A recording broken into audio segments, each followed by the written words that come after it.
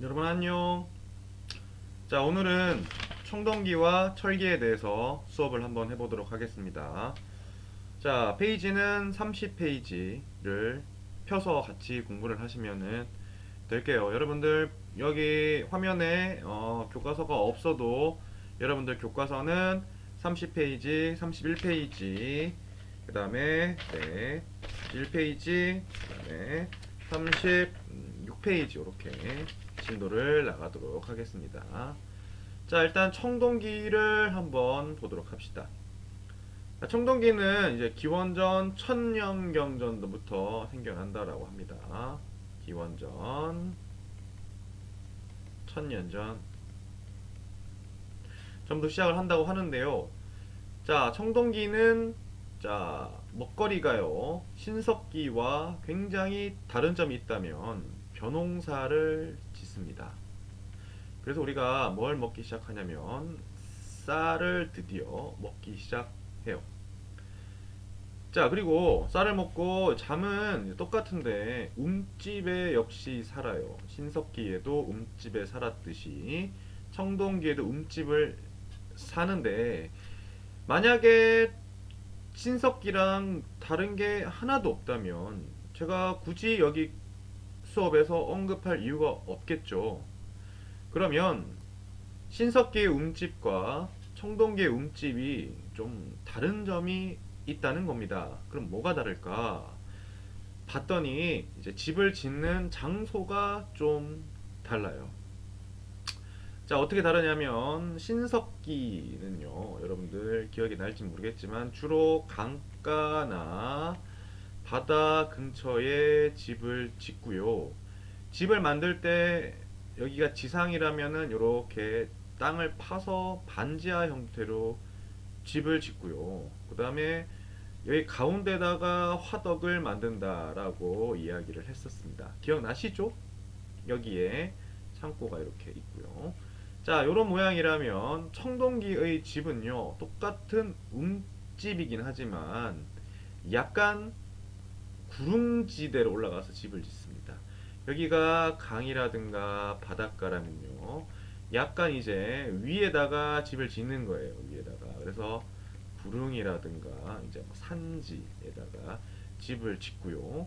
그 다음에 집의 형태가 반지하가 아니라 거의 지상가옥으로 집을 짓기 시작합니다.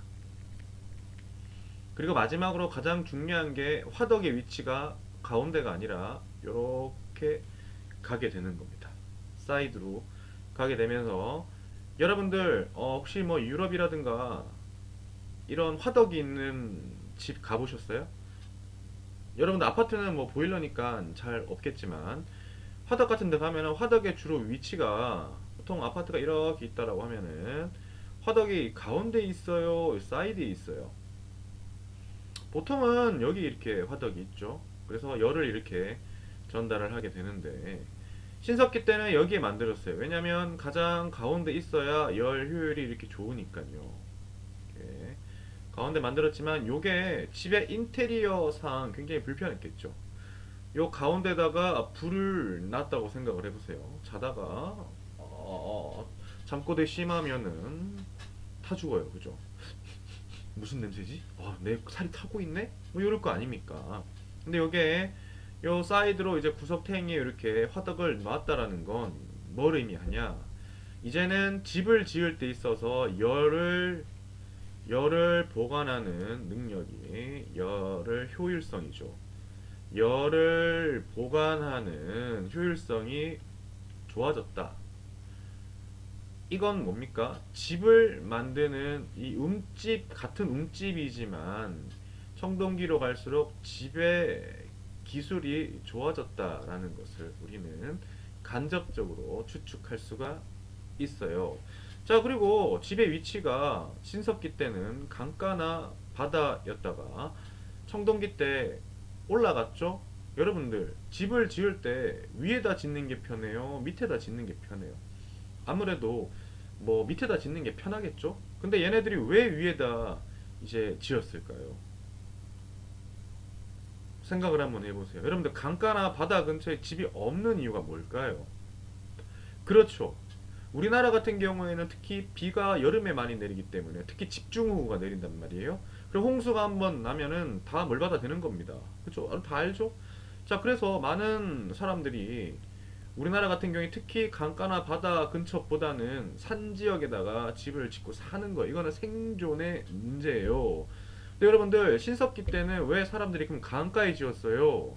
이거는요, 물이 없으면은 사람이 살 수 없기 때문이죠. 그래서 홍수가 나면은 뒤지는 걸 알면서도 어쩔 수 없이 거기다 집을 짓는 거예요. 당장 물이 없으면 너무 불편하니까. 근데 이게 이제 청동기를 오면서 지상가옥으로 올라간다라는 건 인간이 이 신석기 때보다 물을 끌어올리는 기술, 관계시설, 수도, 기술이 좋아졌다라는 것을 수도, 수도를 활용하는 기술이, 수도 기술이 좋아졌다라는 것을 우리는 알 수가 있다라는 겁니다. 추측을 한다라는 거예요. 모든 것들이 좋아졌어요. 비슷한 집이지만 많은 것들이 좋아졌어요. 이런 식으로 해서 이제 공부를 하시면 되겠습니다. 어렵지 않죠? 네, 도구로 가면요. 자, 대표적인 도구가 반달 돌칼이 있습니다. 선생님, 청동기인데요. 왜 돌칼이 청동기 가장 대표적인 유물입니까? 시험 문제가 나오면은 여러분들 가장 많이 틀리는 것 중에 하나가 요런 문제예요. 보통 이제 시험 문제를 예를 들면요. 어떻게 나오냐면 그림이 하나 나옵니다. 그림이 나오고 이 그림에 있는 시기의 뭐 특징을 뭐 고르시오. 이런 식으로 문제가 나온단 말입니다. 그 여러분들 이 그림이 무슨 그림인지 알아야 되겠죠. 근데 반달돌칼이 나옵니다. 반달돌칼 그림 한번 보도록 하겠습니다. 자, 돌인데 굉장히 반달처럼 생겼고요. 가운데 구멍이 송송 이렇게 튀어나왔습니다.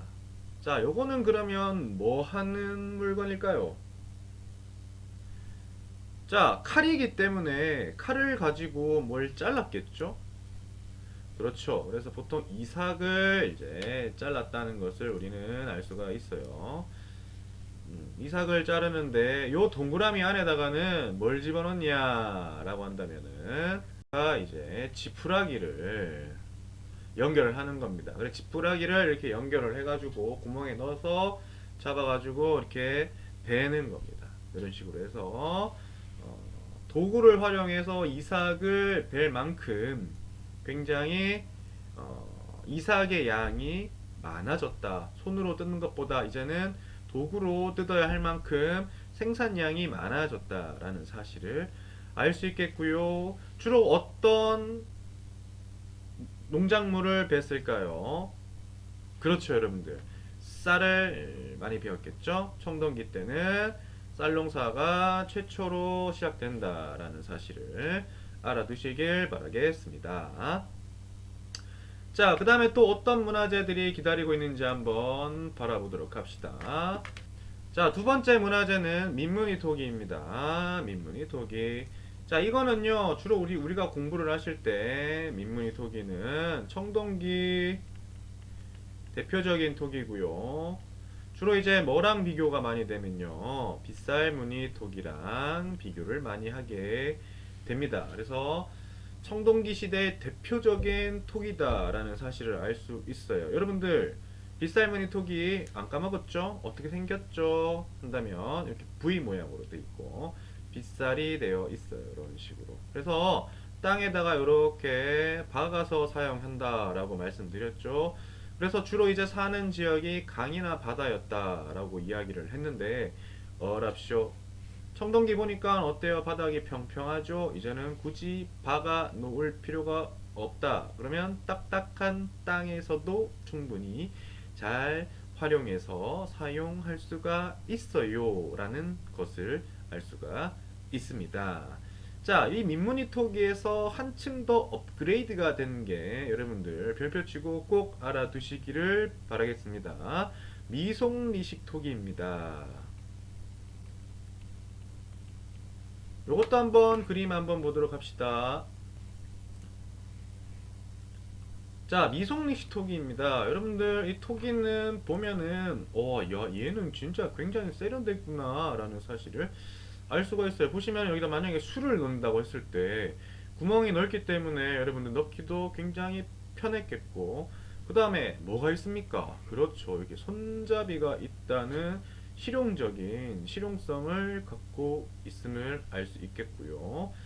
자, 이렇게 해서 이 미속립식 토기는 주로 이제 고조선의 대표적인 토기다라고 저희가 보통 설명을 하게 됩니다.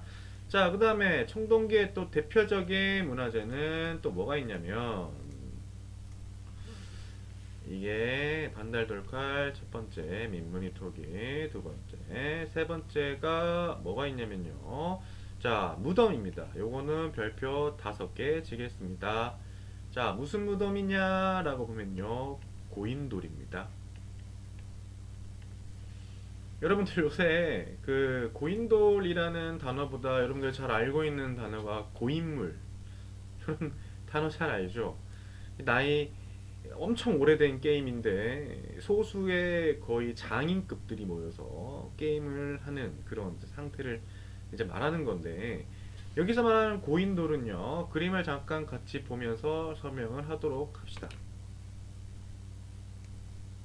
자, 고인돌입니다. 자, 이건 뭐겠어요? 생각을 한번 해봅시다. 이게 뭘까요? 이거는 무덤이에요. 무덤이에요. 사람이 돌아가시면은 보통 이제 그 사람의 영혼을 기리기 위해서 무덤이라는 것을 만들어요. 동양, 서양, 뭐 옛날, 지금, 미래에도 굉장히 이 죽음에 대한 이 영험함은 여러 사람들이 기릴 거라고 믿어 의심치 않는데, 그 무덤의 양식이 어떠하였냐를 통해서 우리는 과거에 이 사람의 위치를 대충 알 수가 있어요. 자, 근데 보시면은 무덤이 이 덮개가요, 여러분들 기본적으로 무게가 50톤이랍니다. 굉장히 무겁죠.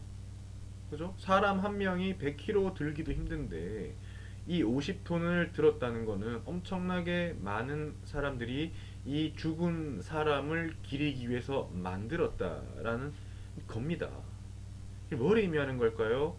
이 죽은 사람이 그만한 위치에 있는 사람이구나.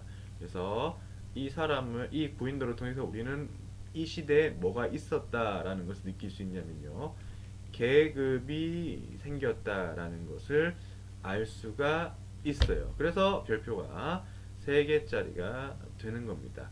이 계급은요, 청동기 때 최초로 발생을 하게 되는 겁니다. 신석기 때는 평등사회였다라고 선생님이 지난 시간에 설명을 했는데, 청동기 때는 드디어 이제 최초로 계급이 발생하는 시대가 됩니다. 여러분들 이해되시죠? 이렇게 해서 고조선 고인돌까지 보게 됐습니다. 자, 그리고 또 뭘 봐야 되냐면요, 마지막으로 뭘 봐야 되냐면은 비파형 동검을 설명을 해야 됩니다. 네 번째, 이 그림을 한번 보시면 여기 왼쪽에 있는 요 곡선의 미가 굉장히 아름답게 느껴지는 게 비파형 동검이고요. 자, 이렇게 직각으로 이렇게 나와 있는 게 세형 동검이고, 둘 다 우리나라에서 독자적으로 발생한 동검이다 라고 보시면 됩니다. 그래서 생긴 게 굉장히 아트하죠. 근데 보시면 이 비파형 동검을 통해서 우리는 뭘 알 수가 있냐 라고 한다면은, 이 검이라는 게 원래 목적이 뭡니까? 사람을 죽이는 목적이 1대 목적 아니겠어요? 무기 때 사용하는 것을 검이라고 하죠. 우리가 보통 뭐 칼질을 하거나 뭐 고기를 썰거나 하는 거는 칼이라고 하잖아요. 근데 이 검인데, 검의 모양이 이렇게 곡선을 띠고 있어요. 사람을 찌르기가 쉽겠어요? 어렵겠어요? 어렵겠죠. 그래서 비파형 농검은요, 사람을 베는데 목적이 있는 것이 아니라 이 목적은 뽀대용입니다. 뽀대용, 겐지. 간지형이에요. 간지, 또대. 아, 요런 표현을 쓰면 안 돼요. 이걸 뭐라고 교과서에서 표현하고 있냐면 장식용이다. 주로 이제 제수용품이라고 하는데 제사 지낼 때 쓰는 물건이다. 그럼 이런 물건은 누가 쓸까요? 자, 집에 장식이 많은 집, 어떤 집일까요? 그렇죠. 이 고인돌에 묻혔던 사람을 말하는 거죠. 그래서 이 3번과 4번의 이 하나의 활용했던 사람을 우리는 군장이다 이런 표현을 쓰게 되는 겁니다. 다만 여기서 우리가 하나 더 깔끔하게 짚고 넘어가야 되는 건 교과서 31페이지 중간쯤 보면요. 요게 나옵니다. 요거는 여러분들 반드시 알아두셔야 되는 게 좋을 건데요. 청동기에 계급이 발생한 이유입니다. 자, 신석기는 기원전 8000년 경전이었고요. 약 7000년 가까이 계속 평등 사회였어요.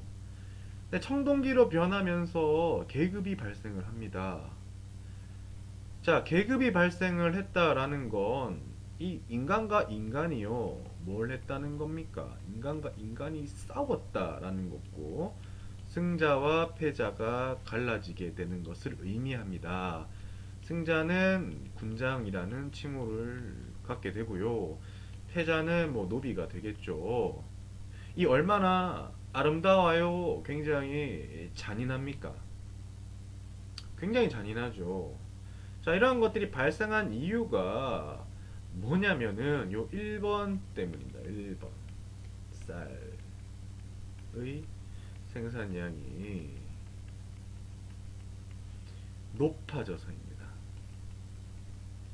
이게 엄청나게 아이러니한 건데 신석기 때는 쌀도 없었고 그냥 밭농사만 지어서 사는 만큼만 먹는데 이럴 때는 싸울 일이 없었단 말이에요. 근데 청동기가 되면서 농업기술이 발달을 하고 쌀이라는 영양가 좋은 물건들이 등장을 하면서 이 물건을 가지고 싸우게 되고, 그쵸?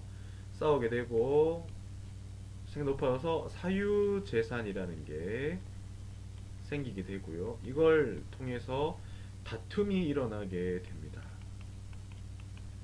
그래서 승자와 패자가 나타나게 되고 계급이 발생을 하는 요런 이제 일이 벌어지게 됩니다. 그러니까 여러분들 이 경제라는 게 지금 우리나라가 자본주의 국가에서 여러분들이 살고 있는데 이 대한민국의 경제가 소위 말해서 선진국으로 가면 갈수록 모든 국민이 과연 잘 사는 나라일까?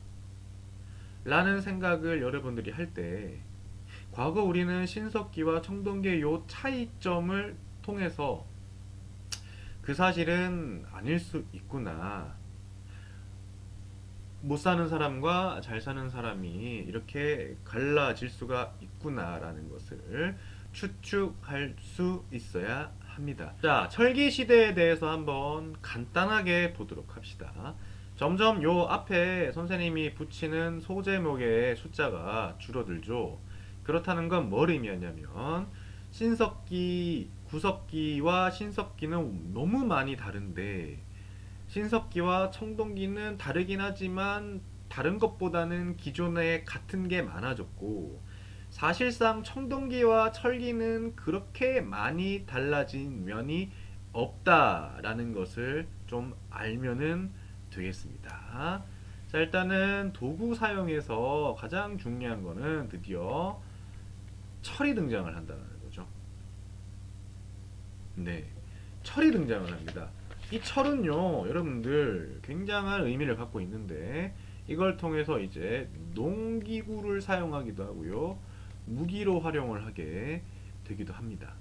잠깐 선생님이 언급을 안 했는데요. 우리가 잠깐 배웠던 청동기에서는요, 주로 사용했던 대표적인 유물이 선생님이 뭐라고 했죠? 돌이라 그랬어요? 청동이라 그랬어요? 그렇죠. 반달돌칼. 돌이라 그랬죠.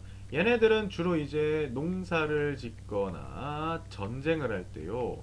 주로 사용하던 도구가 돌이었어요.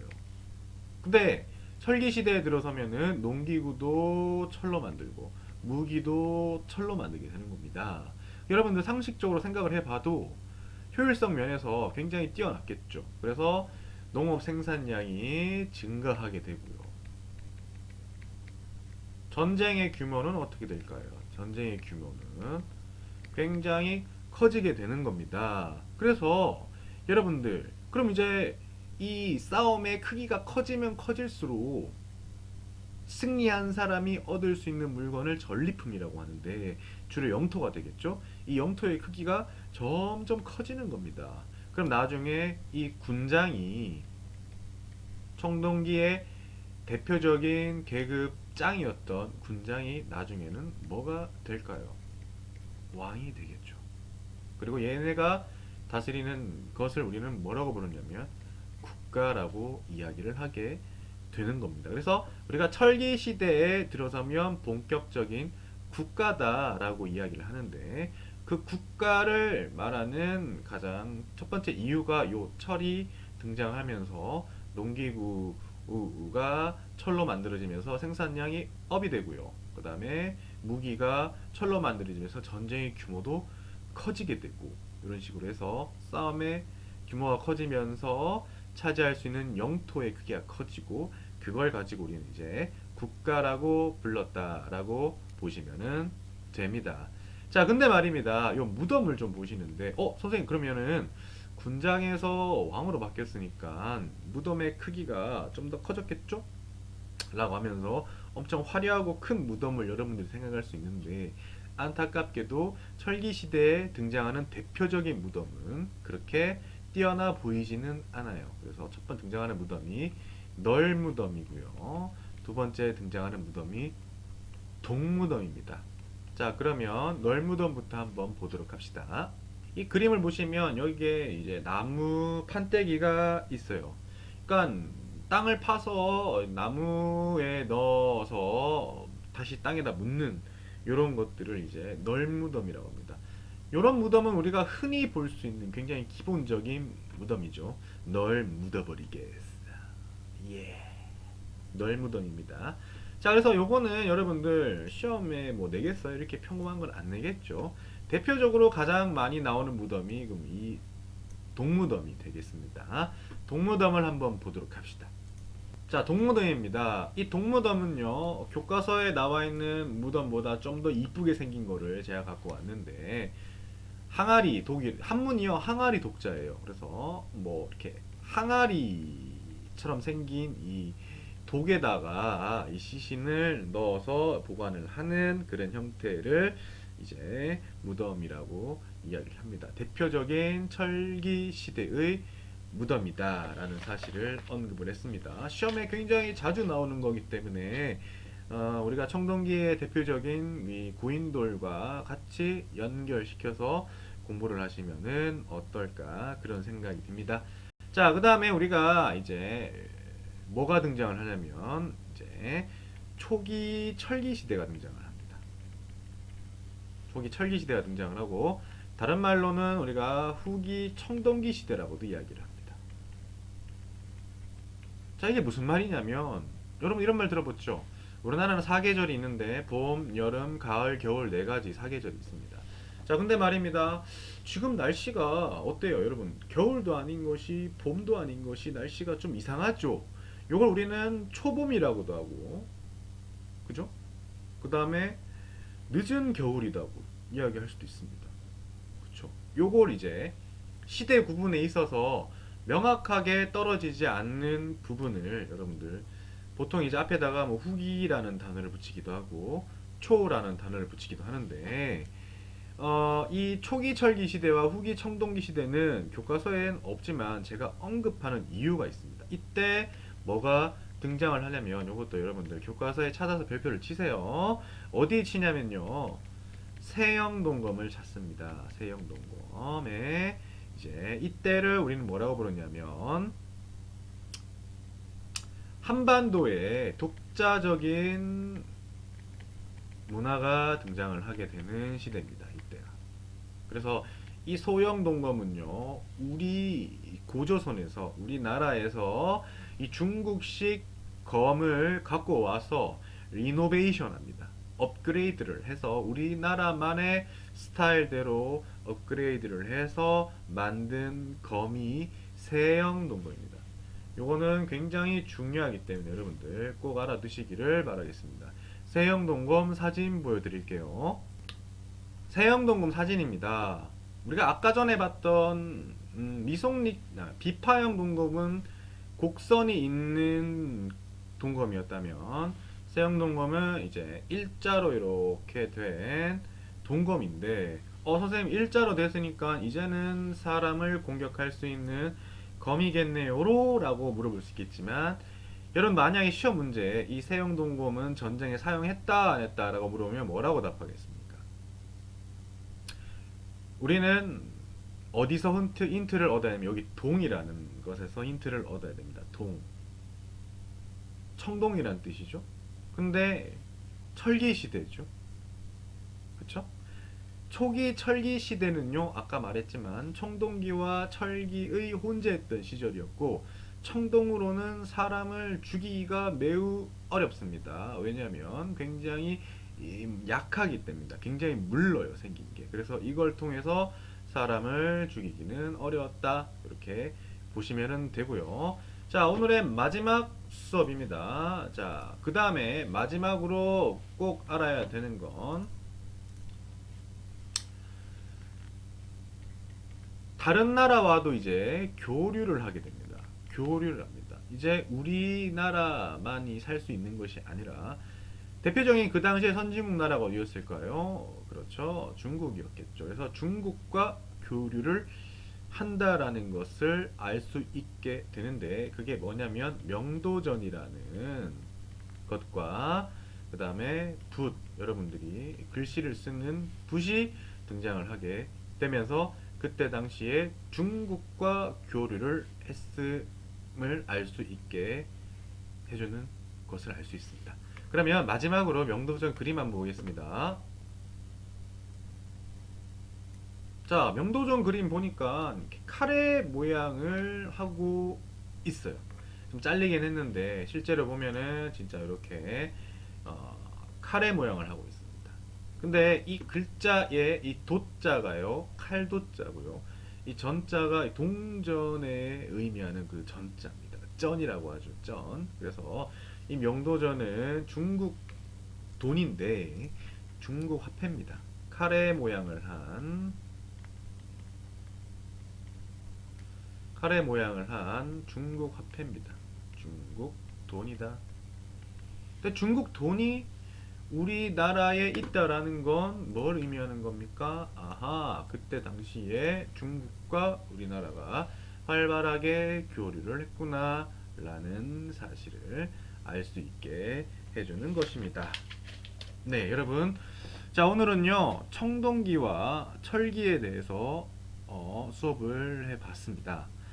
오늘은 제가 좀 밤늦게 방송을 하고 있기 때문에 목소리를 좀 깔아서 수업을 진행을 해봤어요.